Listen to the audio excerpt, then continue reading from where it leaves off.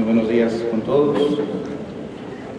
Quiero expresar un agradecimiento sincero a Ale Constantino por su generosa invitación y por el gratísimo marco de esta Convención Nacional de Estudiantes de Derecho, que me permite reencontrar al amigo Randall Campos y dentro de un momento también saludar a otro buen amigo con mucho más recorrido y un gran político y constitucionalista nacional como Alberto Borrega. Una regla esencial de la función que cumple el profesor universitario, esta vez en vestidura de conferencista, para no decir la función del jurista, sino decir simplemente la función del investigador, del profesor, del docente, que tiene la oportunidad valiosa de dirigirse a una comunidad como la aquí reunida, es la de dedicar los minutos que se le conceden al planteamiento y a la búsqueda de solución de problemas. Los congresos, con mucho mayor razón, los congresos de estudiantes, no son congresos en los que sea propicio y en los que se podría decir que no es legítimo venir a dictar una clase. Al investigador, al que quiere abrazar esta vida, le interesan, como decía el extinto profesor italiano Stefano Rodotà, le interesan los problemas de esa manera. Ese es su interés. En las conferencias y en los seminarios hay que tratar de problemas. Y el mundo al que me voy a referir comenzando mi participación es un mundo que representaba una suma de problemas, una problemática, para decirlo como el término apropiado. ¿Cuál era el porvenir? ¿Cuál era la esperanza? ¿Cuál era el tratamiento que el derecho civil y el Código Civil peruano deparaban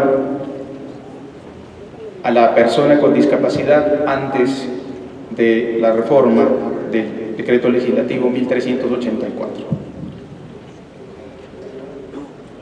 Es un mito inaceptable, merecedor de rechazo,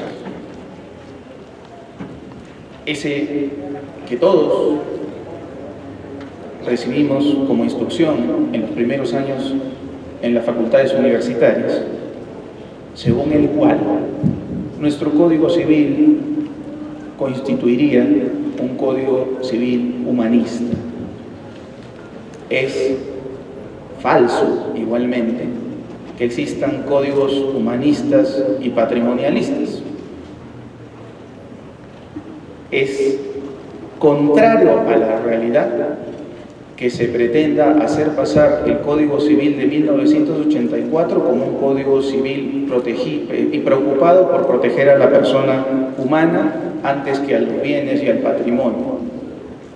Todo eso es una suma de falsedades. El Código Civil, al constituir la norma más importante que regula la relación entre los particulares, o las relaciones, las múltiples relaciones que pueden establecer los particulares, es un código que no puede no ser patrimonialista. El patrimonio, los bienes, son parte esencial de la vida de las personas, y es cierto que el derecho protege a las personas. Pero en el mundo en el que se inscribe el Código Civil, que acaba de cumplir 34 años, es un mundo en el que la relación de las personas frente a sus congéneres y frente al Estado, en lo que atañe a la tutela de sus derechos de la personalidad, está gobernada privilegiadamente por el derecho público, el derecho penal, el derecho constitucional, el derecho administrativo. El derecho administrativo sancionador. No era parte de las encomiendas de la codificación civil ocuparse de la tutela de los derechos de la personalidad, a pesar de que los derechos de la personalidad constituyen uno de los grandes aportes del derecho civil, del derecho privado, germano, a la cultura del derecho privado en general. Y con ello estamos diciendo, y eso es lo que se tiene que hacer en un congreso de estudiantes del derecho, que reivindicamos para el derecho civil, reivindicamos para el derecho privado el discurso sobre los derechos de la personalidad, que es, como se sabe, el antecesor de toda la moderna doctrina y de toda la moderna legislación internacional sobre los derechos fundamentales. El problema existe, si se me permite un paréntesis, el problema se crea cuando el experto en derecho privado no solo se limita a reivindicar algo que históricamente es demostrable, como que los derechos de la personalidad nacieron en el campo del derecho privado alemán, sino que empieza un contraste o inicia o participa de un contraste con el internacionalista que busca a su vez defender el fuero de los derechos fundamentales. Y este contraste puede incrementarse si es que se unen a la discusión el penalista, el constitucionalista, y al final tenemos a todos hablando de lo mismo sin que ninguno se preocupe en identificar la raíz cultural. Lo señalo porque esta mañana nos hemos despertado todos viendo en los noticieros que una persona que ha agraviado los oídos de todos, ¿no?, como un reciente video en el que hace burla del apellido de una persona, ha contratado a un abogado para defenderse de un pedido completamente también privado de fundamentos para retirar un video de YouTube en el que se le amenaza con juicios, se le dice que está agraviando el honor, que está agraviando, que está cometiendo prácticamente una contravención penada, ¿no?, por el derecho público.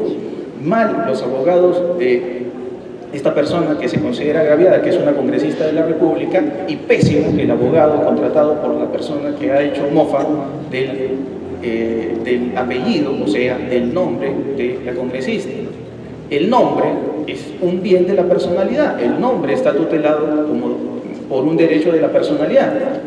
Entonces la protección que se debe buscar no tiene nada que ver con el honor ni con la reputación, por ahí no se llega a ningún lado, porque es algo permitido que una persona haga un tema, así sea, repito, un agravio para los oídos, así sea un agravio para la cultura, ¿no?, perder 2 minutos viendo ese esperpento, pero de todas maneras el tratamiento que se le debería dar cuando de la otra parte existe una congresista de la República con todas las posibilidades para asesorarse bien jurídicamente, no debería ser el de uno que se incline o que subraye o que puntualice una cuestión de tutela del honor y de la reputación que no tiene absolutamente nada que ver con el asunto.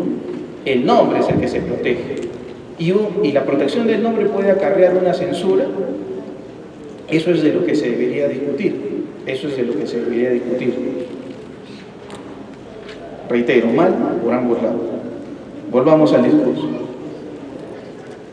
Cuando se dice mitológicamente, porque es falso, ya lo hemos señalado, que el Código Civil es humanista,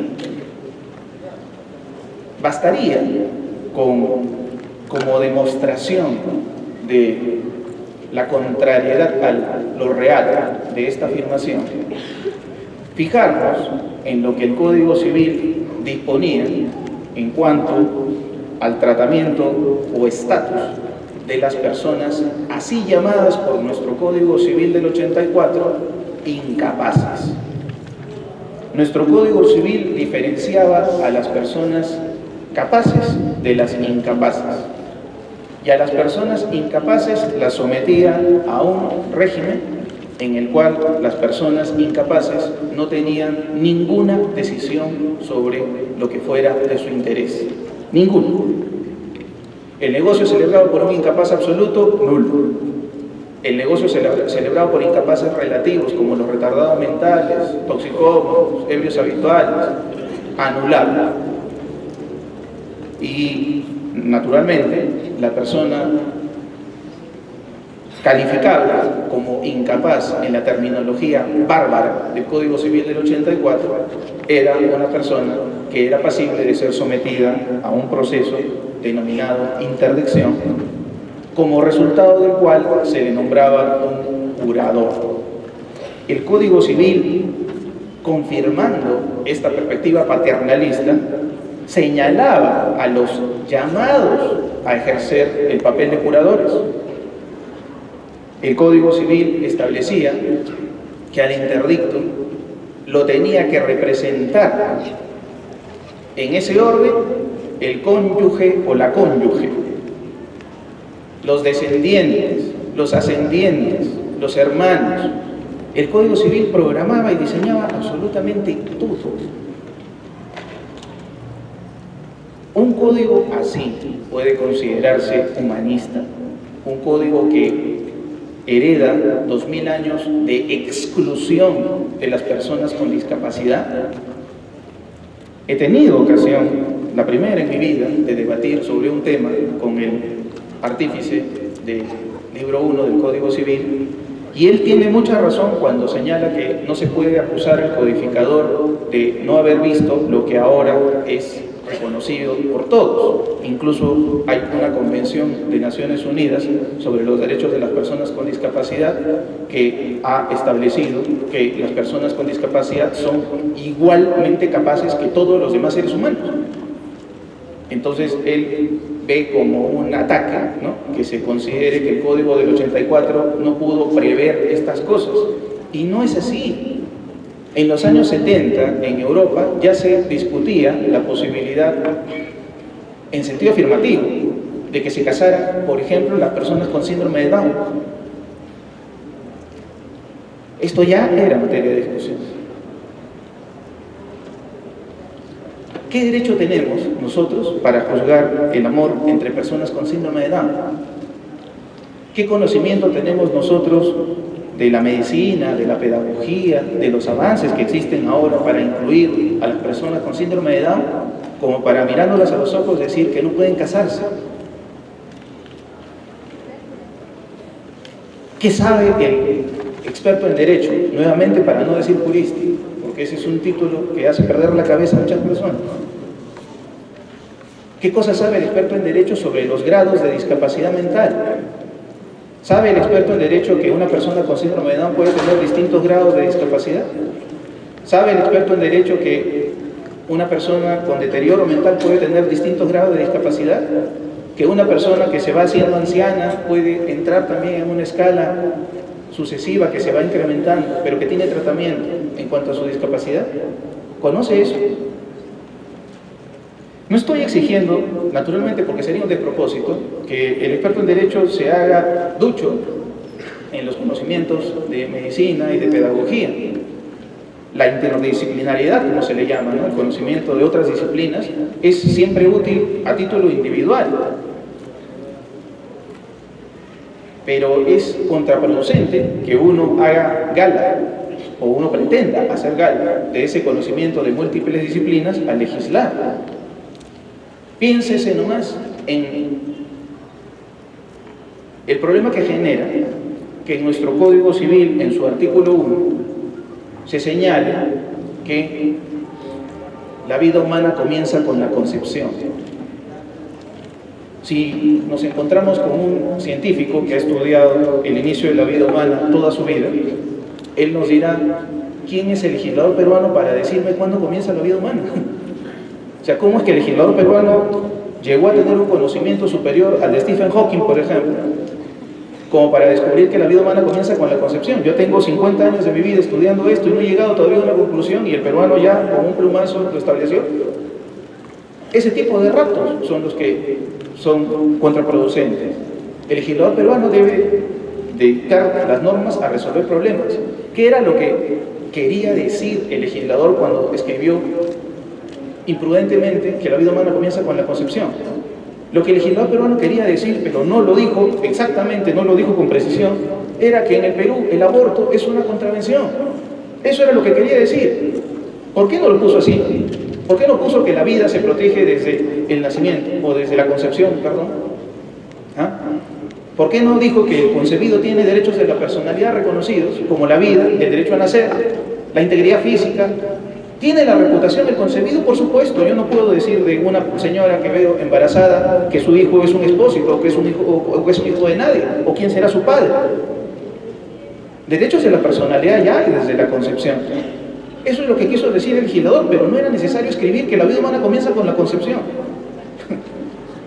Si lo que quiso decir era que la interrupción del embarazo era una contravención civil, penal, como lo es en efecto, entonces lo debió escribir con todas sus letras. ¿Por qué tener que pasar por ese expediente de hacer una afirmación científica?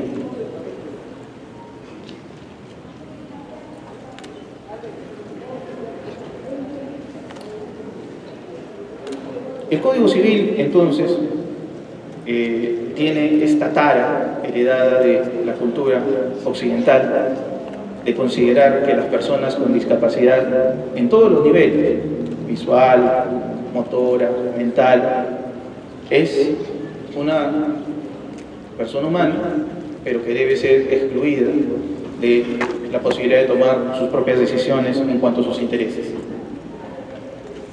Se equivoca el legislador que todavía vive y produce intelectualmente, una persona lúcida, cuando él piensa que esto es un ataque. Esto no es un ataque. No se le echa la culpa de que el código sea como es. Lo que se reprocha es que no haya disponibilidad o disposición para aceptar el cambio. Lean ustedes el último número de Actualidad Civil si no lo creen. Miren cómo se ataca el decreto legislativo 1384, que ha reformado esta división de capaces e incapaces. Y la ha reformado bien. O sea, la norma tiene semanas nada más de haber entrado en vigencia y ya se le ataca. Y yo he venido aquí para hacer una defensa de la norma, porque el año 2014, junto a la profesora Renata Bregaglio de la Universidad Católica, nos tocó participar por 12 meses como representantes de la entonces existente Asamblea Nacional de Rectores en la elaboración de un proyecto de ley de reforma del Código Civil en materia de derechos de las personas con discapacidad. Para esto se formó una comisión en el Congreso de la República llamada la Comisión Especial sobre Derechos de las Personas con Discapacidad, CEDES. Esta comisión terminó su trabajo en diciembre del año 2014 con un proyecto de modificación de varios artículos del Código Civil. Trabajaron en ese proyecto, y eso me interesa sobremanera resaltarlo, representantes de toda la sociedad civil. Tuvimos representantes de la Fiscalía, del RENIEC, del Poder Judicial, representantes de las ONG y de las asociaciones civiles que representan a las personas con discapacidad también, ONGs que representan a las personas con síndrome de Down, ONGs que representan a las personas con discapacidad mental. Fue el fruto de un diálogo, el fruto de un trabajo coordinado por un año y con la satisfacción de ser un trabajo ad honorem, además, pensado en mejorar el Código Civil. Ese proyecto de las CEDES, que se puede consultar en la página del Congreso, extrañamente, a pesar de que se sigan los procedimientos, me permito calificar esto como un acto extraño, porque no me parece que sea propio de una república democrática que el trabajo de tantas personas, de más de 100 personas, sea sometido a una evaluación al interior de la Comisión de Justicia y Derechos Humanos, como pasó. Yo no sé qué preparación sobre derechos de las personas con discapacidad tenían en la Comisión de Justicia y Derechos Humanos del Congreso. Y lo que hizo esta comisión, repudiablemente, fue enviar el proyecto al análisis de un consultor externo, uno solo, sin ninguna preparación tampoco en derechos de las personas con discapacidad.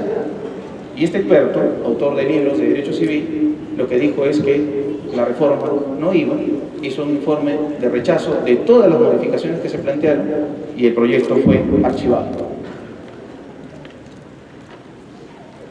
Como no hay mal que por bien no venga, el proyecto fue resucitado bajo el nuevo gobierno por representantes de diversas bancadas y se presentó un nuevo proyecto de ley para reformar el Código Civil.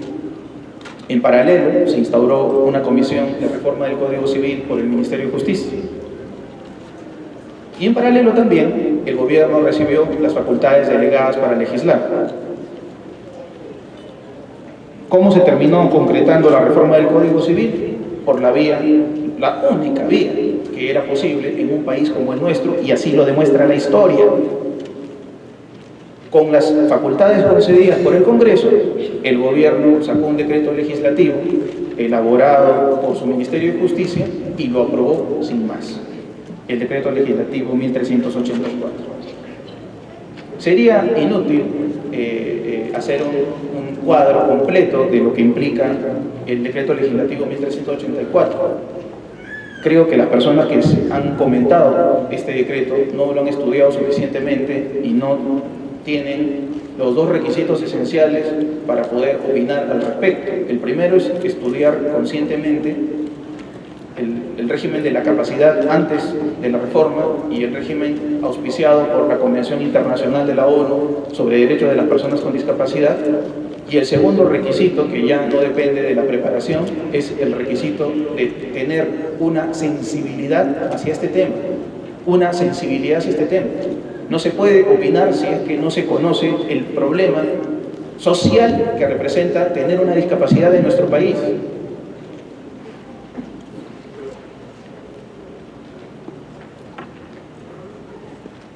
En síntesis, entonces, porque no se puede hacer el cuadro general, ¿qué cosa es lo que predica este decreto legislativo que ha reformado nuestro Código Civil?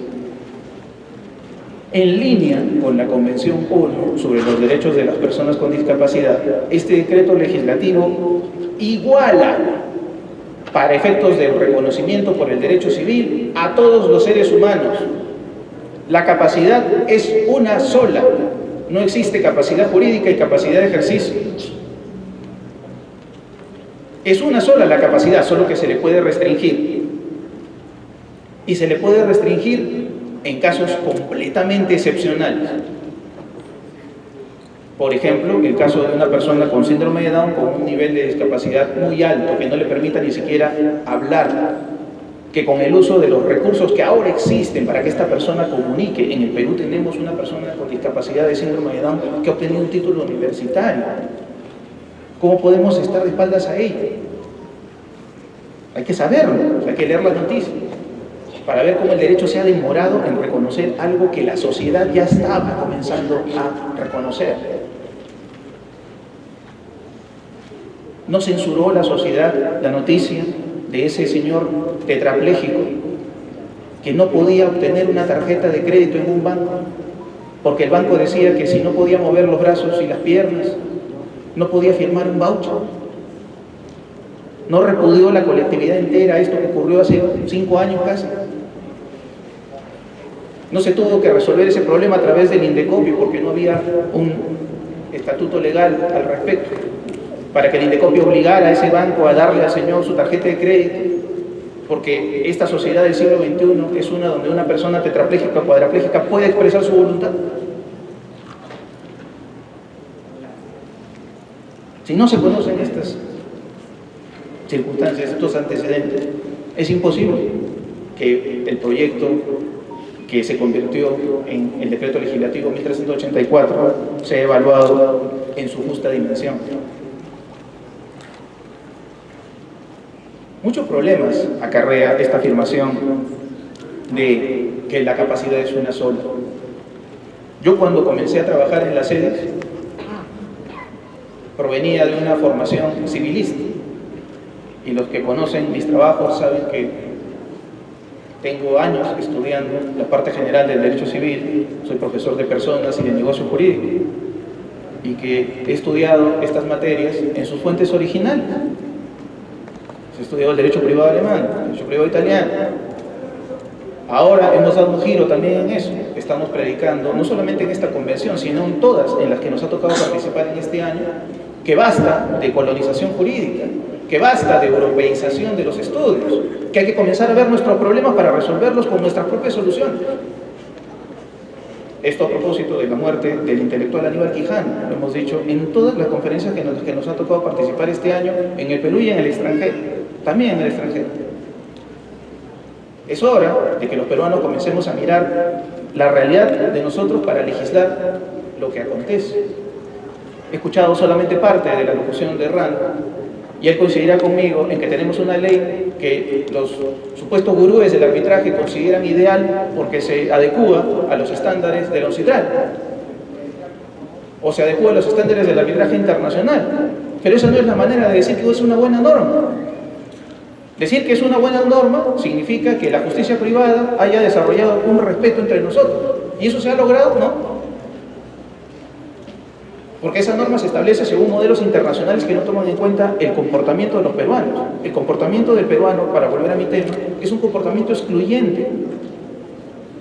Stephen Hawking, el famoso científico inglés, era una persona que solamente podía mover un poco de una pupila y un poco del dedo pulgar. Pero era el titular de la cátedra lucasiana de ciencias en la Universidad de Cambridge. Ese señor era el titular de la cátedra de Isaac Newton. Si Stephen Hawking hubiese nacido en el Perú, ¿cuál habría sido su destino? Pregúntense, ¿cuál habría sido su destino? A lo mejor nos lo encontrábamos en una calle.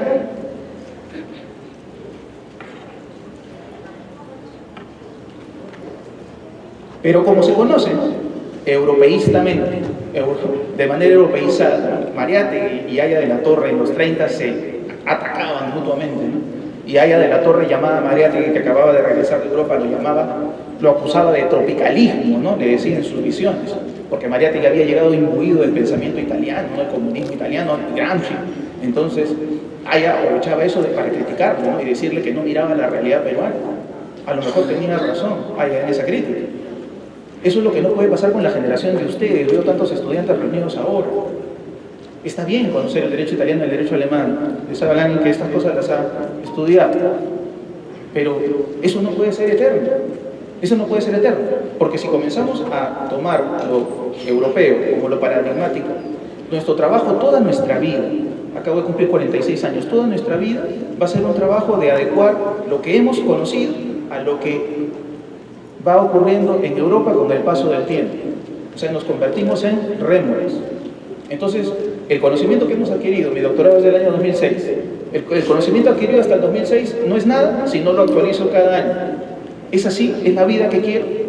Estar pensando siempre en que tengo que tener los mejores libros europeos para estar al día, sin mirar lo que pasa a nuestro alrededor. De Europa hemos tomado la división entre capacidad jurídica y capacidad de obrar. Es una distinción alemana creada por un jurista llamado Anton Justus Thibaut a comienzos del siglo XIX. Él fue el que creó la diferencia entre Rechtsfähigkeit, ¿no? La capacidad jurídica, y Handlungsfähigkeit, ¿no? La capacidad de actuación o de obrar. Y decía, ¿no?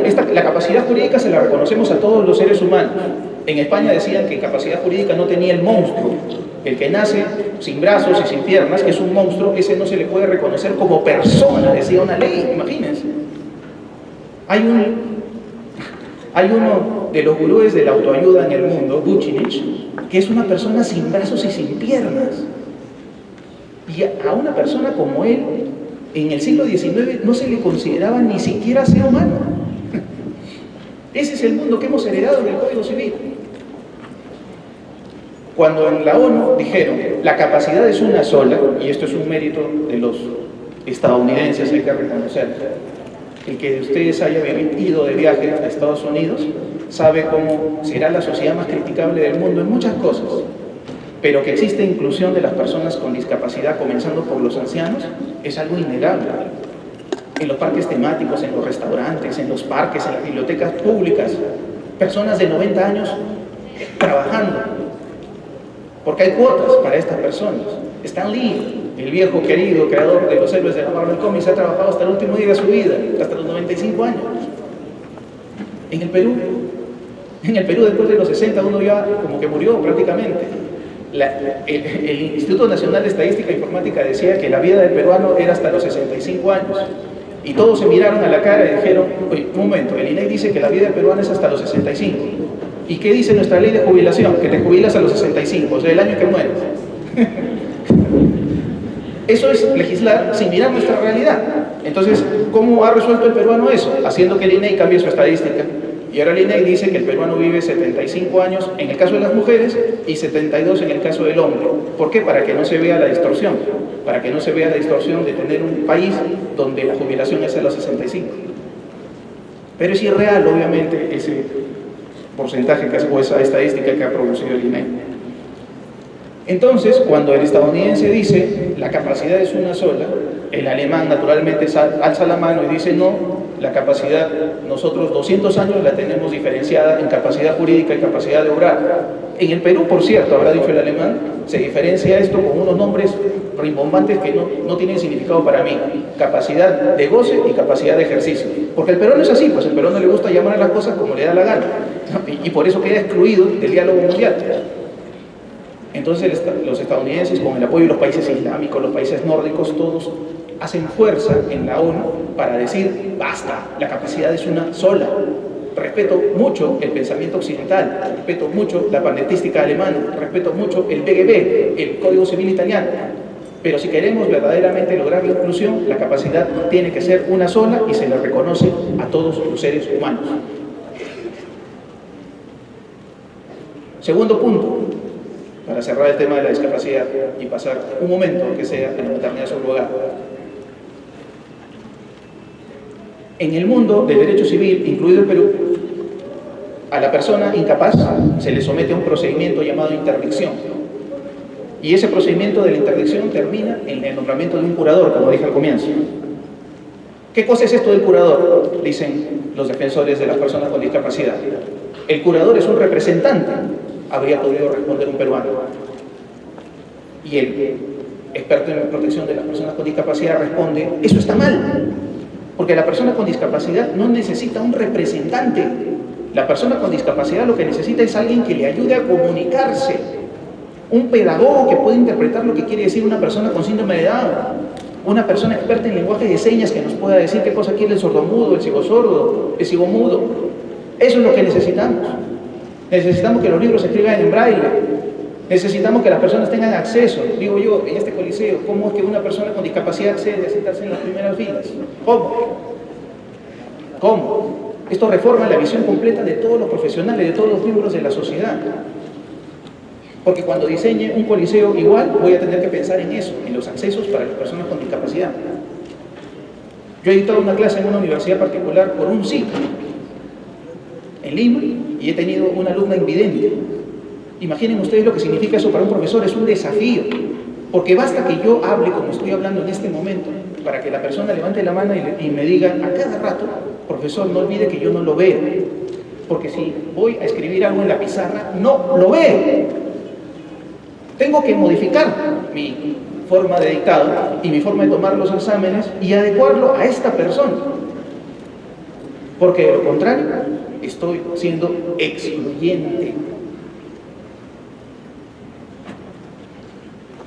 ¿Cuántos aquí recuerdan el caso de un niño que contrajo el SIDA al nacer en el Hospital del Niño y que inmediatamente después de haber ganado un juicio su madre contra el Ministerio de Salud empezó a estudiar en un colegio y los padres de familia de sus compañeros pidieron que el niño fuera trasladado a un colegio para personas diferentes, especiales, porque según sus padres de familia, la presencia de un niño sidático constituye una alteración del orden, algo que no permite que sus compañeros evolucionen, aprendan, se desarrollen de una manera que esos padres consideran correcta. Cuando al contrario, la presencia de una persona con discapacidad hace que el grupo se vuelva más integrado, porque hace que todos los participantes sean conscientes de esa situación particular. Tenemos mucho en lo que debemos trabajar. Ese cambio de curatela a, así se llama, apoyos y salvaguardas, es un cambio fundamental, porque la representación era, y merece ser así considerada, una forma de muerte civil de los individuos. Si una persona con discapacidad tiene un curador y primero es víctima de una interdicción, esa persona queda excluida de la vida social. Tiene que relacionarse a través de un representante. ¿Y quiénes eran las personas que tenían representante en el Perú? Curador, solamente las personas que tienen patrimonio, porque en ese caso sí hay un interés, no del la persona con discapacidad, sino de sus familiares, en deshacer el patrimonio. En deshacer el patrimonio. Hace unas semanas, en una conferencia en la que participé, la profesora Bregario, que es, como dije, una de nuestras primeras expertas nacionales en el tema, mencionaba una estadística según la cual el mayor número de curatelas en el Perú se ha concedido exclusivamente para el cobro de pensiones. O sea, los seguros como la OMPE se niegan a pagar las pensiones si es que el familiar no tiene el título de curador de una persona con discapacidad. Imaginen ustedes ese mundo. ¿Cómo no va a ser un mundo en el que debe ser bienvenida una reforma como la del decreto legislativo 1384, que hace que por lo menos nuestro marco legal sea menos excluyente y menos severo que el heredado del Código Civil de 1984, y era hora de que eso ocurriera, en lugar de estar dependiendo de reformas del Código Civil que no van a conducir a nada, o de que el Parlamento se pusiera de acuerdo para aprobar el proyecto de ley presentado por Alberto de Belaúnde, entre otros congresistas destacables que se han interesado por este tema. Quería hablar también ampliamente, pero veo que ha llegado el profesor Borea y también han sido, como todos ustedes escucharon, quería hablar en la misma proporción del tema de la maternidad subrogada, pero me voy a tener que limitar, recortar para poder pasar a escucharlo también. La cuestión de la maternidad subrogada es otro de los temas en el que los peruanos, al opinar, hacemos gala de nuestra formación, de nuestro nivel cultural, y es extraño que cuando se sabe que nuestra legislación es laica, cuando se sabe que la creencia religiosa es respetable y que el catolicismo tiene una importancia en la historia cultural de nuestro país, como no, al momento de legislar existan reparos en los hacedores de las leyes que bloquean mentalmente sus decisiones ante una exigencia que es connatural a un derecho fundamental. Existe el derecho fundamental a tener una familia, el derecho fundamental a no vivir en soledad. El que desee vivir en soledad es libre de hacerlo. El que quiera practicar el ascetismo, el que quiera practicar el aislamiento, el que quiera ser un émulo de Diógenes el Cínico, puede hacerlo. Pero de la misma forma, hay personas que tienen la urgencia, la necesidad de estar en vinculación continua con el otro, formar un hogar. Esa es la base sobre la cual se ha reconocido internacionalmente, por ejemplo, la unión civil. La unión civil no se reconoce porque no se le tenga que discriminar al homosexual. Qué equivocados están los que señalan eso. Se reconoce porque existe el derecho a formar una familia. Y la familia va más allá de la diferencia de sexo. Cuando se dice que las tecnologías de reproducción asistida deben ser legitimadas y reguladas en nuestro país, se está hablando de una exigencia que va a hacer que este derecho fundamental pueda ser ejercido con un marco legal adecuado, propicio. En Italia, que está en el corazón, o que tiene en su corazón más bien al Vaticano, ustedes imagínense eso, yo he estudiado allí muchos años, he vivido 5 años y medio en Italia. Estas legislaciones sobre técnicas de reproducción asistida se han abierto paso, a pesar de que el Vaticano está en su corazón. La única limitación que sería como para conversarlo en un diálogo además interdisciplinario, constitucional, con el profesor Borea, es que en Italia, por alguna razón, a pesar de que el reconocimiento de la laicidad, de que el derecho debe ser laico, se ha establecido que las técnicas de reproducción asistida solamente son permitidas para los casados. No se permite que una persona que no tenga una pareja, y en Italia hay que decir que pareja significa el matrimonio tradicionalmente entendido entre hombre y mujer, no se permite que una persona por sí sola haga un tratamiento de reproducción asistida. Se puede dar muchas justificaciones, por ejemplo, garantizarle una familia al niño o niña que van a nacer. Pero es algo, repito, que podría discutirse en una segunda instancia. Lo que no cabe es que en el Perú la legislación que tenemos pueda ser interpretada prohibitiva de las técnicas de reproducción asistida, como le pasó a esa pareja de chilenos que hace poco estuvo en el país. Esos señores han desarrollado un comportamiento completamente legítimo y lícito. Utilizando su propio material reproductivo, han conseguido la asistencia de una persona que los ha ayudado, y cuando han querido salir del país con la felicidad, luego de múltiples tratamientos y muchos años de sufrimiento que su médico ha escrito en los periódicos, autoridades de nuestro país niegan la salida de estas personas acusándolas de tráfico de personas. ¿Cómo se puede decir que el conocimiento del derecho es formativo si tenemos autoridades que solamente se limitan a conocer aquella parte de la realidad en la que desenvuelven su función y no se interesan por cosas que forman parte de algo mucho más amplio, como el vivir en una comunidad? O sea, ¿es justificativo para un fiscal que dice que estas personas han cometido un delito su desconocimiento de las técnicas de reproducción asistida, su desconocimiento de que esto no constituye un delito? ¿Hasta qué punto? Si la Ley General de Salud no dice que esté prohibido, lo que la Ley General de Salud dice es que están permitidas las técnicas de reproducción asistida bajo ciertas condiciones, pero no dice, no establece una prohibición ni una nulidad. ¿Y qué cosa es lo que se ha opinado contra este recurso legítimo de las técnicas? Se ha dicho que puede dar lugar a abusos y que cuánto cobrará el peruano o la peruana que preste su colaboración para una reproducción asistida.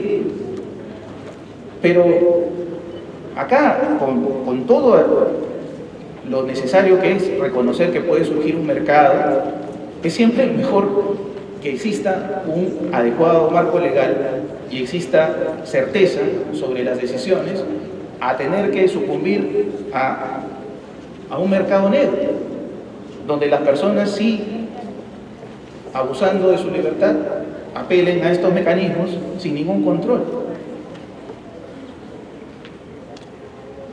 Es un gusto, como dije hoy al comienzo de mi alocución, dirigirme a una comunidad tan grande, saber que existe una Convención Nacional de Estudiantes de Derecho de todas las especialidades y haber podido compartir con ustedes esta mañana mis impresiones sobre la forma como deben interpretarse y considerarse estos aspectos evolutivos del derecho de personas en nuestro país. Muchas gracias.